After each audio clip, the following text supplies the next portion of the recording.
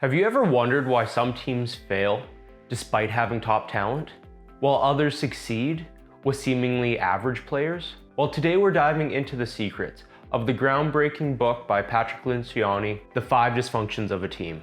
So stay tuned to unlock the full potential of your team. In this video, we're going to explore the 5 dysfunctions that can derail even the most promising teams. We'll discuss the impact on your business, and I'll share practical strategies to help you overcome them. Doing so will help transform your team into a powerhouse of collaboration and efficiency. The 5 Dysfunctions of a Team by Patrick Lencioni is more than just a book.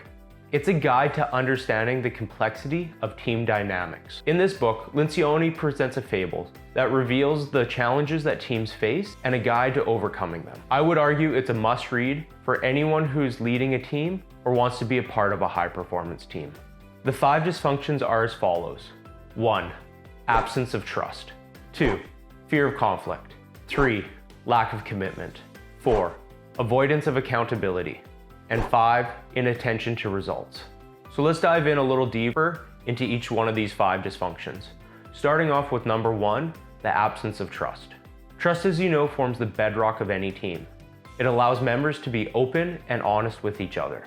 It's about believing in each other's skills and intentions. And in its absence, team members will hide their mistakes and their weaknesses, which hinders true collaboration and growth.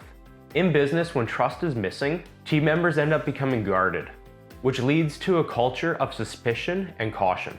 This environment stifles the free exchange of information, ideas, and feedback, all of which are critical for effective decision-making and achieving results. Overcoming this is big, because building trust takes time and effort. Start by encouraging your team members to share their personal life, their experiences, their thoughts, their feelings in a safe space. A great way to do this is by starting off with sharing some of your own life. Leaders need to model this behavior by being transparent about what's going on and how they're feeling. And as cringeworthy as some of the team building exercises can be, there are great ones out there that will give you results of building better trust in your team. On to dysfunction number 2, the fear of conflict. Conflict, when managed constructively, leads to better decisions and solutions. A fear of conflict, however, results in passive-aggressive behavior, back-channel conversations, and the dreaded harmful office politics, which can really devastate team morale. In business, this fear often stems from a desire to maintain an artificial harmony. And as a result, teams end up avoiding addressing crucial issues and disagreements. This leads to subpar decision-making and a lack of innovation. To overcome this, you need to normalize having difficult conversations and healthy conflict. Encourage open discussions, and make it clear that different views of opinion are welcomed and encouraged.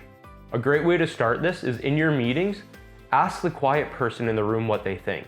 Try to use your intuition to understand when someone's not feeling great about a decision. That doesn't mean that you have to change the decision, but you should still start to foster an environment where everyone can give their opinion. Dysfunction number 3 is the lack of commitment. Commitment is all about clarity and buy-in, and without it, teams can't achieve their goals. A lack of commitment often arises from ambiguous directions and a failure to make clear decisions. In business, this dysfunction manifests as missing deadlines, shifting priorities, and a lack of focus. Teams struggle to move forward effectively because they aren't fully committed to the agreed upon plan and path to get there.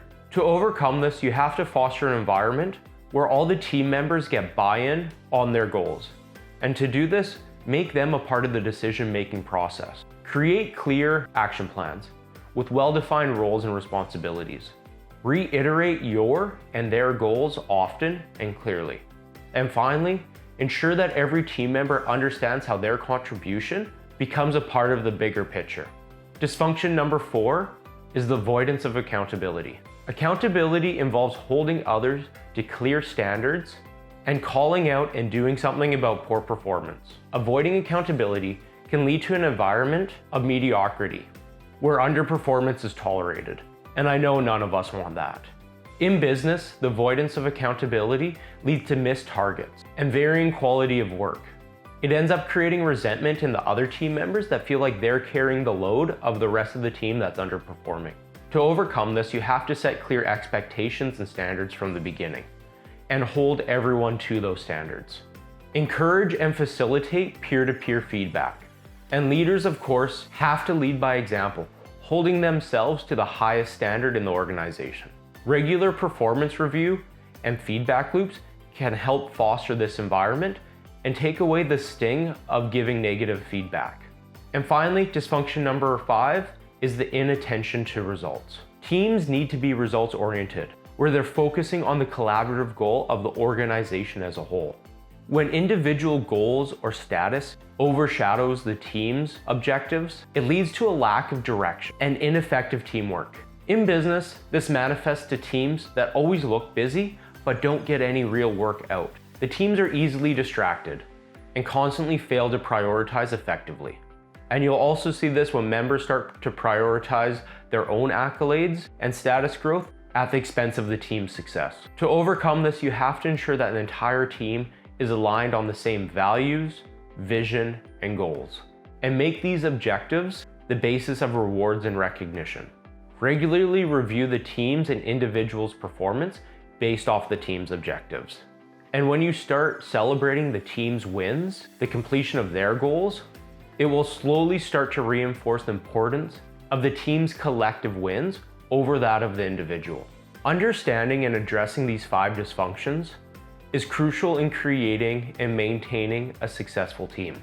By fostering trust, encouraging healthy conflict, building commitment, holding one another accountable, and focusing on collective results, your team can surely achieve unprecedented results. Thanks for watching the video today on Peak Life. If you enjoyed this, please watch another one up here, and we'll see you in the next one. Thank you, bye.